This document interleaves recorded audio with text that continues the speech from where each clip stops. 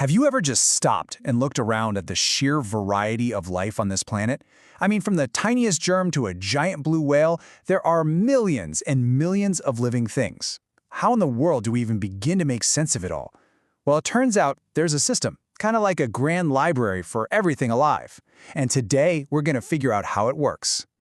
So, let's start with the most basic question of all. Why even bother, right? Why go through all the trouble of sorting and naming every single living thing? Well, the answer is the key to understanding how everything in the natural world is connected. You know, the whole process really starts with an observation we all make when we're kids. What's the real difference between, say, a puppy and a rock? It really boils down to a few basic things. Living things are active. They breathe, they eat, they grow, they move around, and they make more of themselves. Non-living things, well, they just don't. This is the very first, most fundamental split in our entire biological filing system.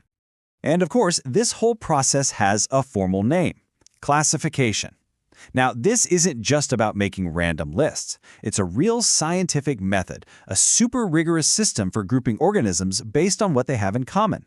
It helps us see the hidden relationships between them all. For centuries, this was a massive headache. You'd have people in different countries, even different towns, using completely different names for the exact same animal or plant. It was total confusion. What the scientific world really needed was a hero, someone to step in and bring some order to all that chaos. And that hero was a Swedish botanist named Carolus Linnaeus. We often call him the father of systematic biology, and for good reason.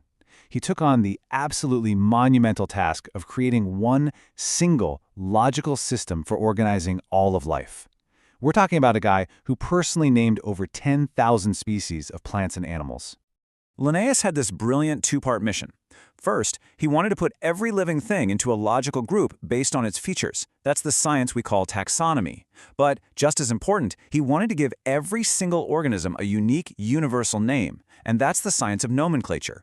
It was basically a plan to create one universal language for all of biology. So how'd he do it?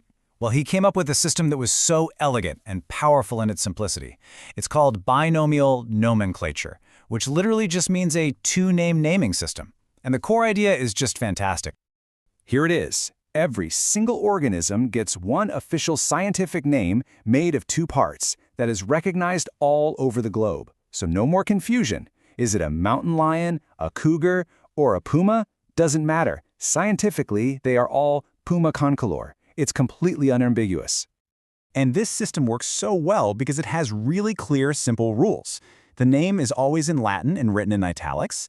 The first part, the genus, is like the organism's last name, and it's always capitalized. The second part, the species, is like its first name, and it's always lowercase. That simple structure created this incredibly powerful and consistent way of naming things that's used across all of science. Okay, so Linnaeus's amazing work on naming things didn't just solve that problem. It laid the foundation for the whole system we use today. Scientists built on his ideas and created an even bigger, grander structure. And that brings us to the highest level of classification we have: life's 5 great kingdoms. Think of these as the main, giant sections in that massive biological library we talked about. And here they are. Every single living thing on Earth can be sorted into one of these 5 groups: Monera, Protista, Fungi, Plantae, and Animalia. But how do scientists figure out what goes where? So how does everything get sorted into these huge groups?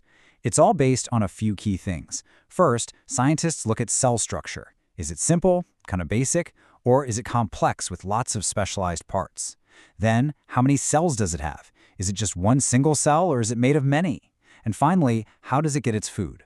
The Monera, for example, are super simple and single-celled. Fungus absorb nutrients from whatever they're growing on.